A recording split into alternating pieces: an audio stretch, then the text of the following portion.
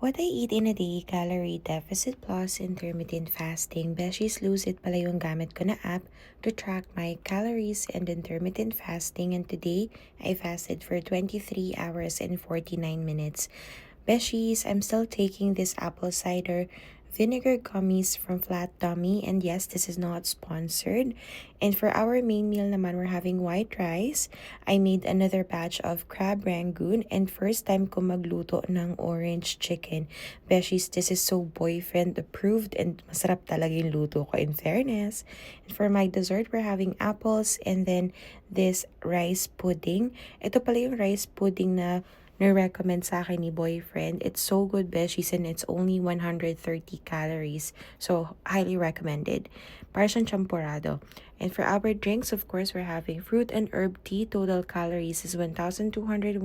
Thank you for watching and see you tomorrow. Bye!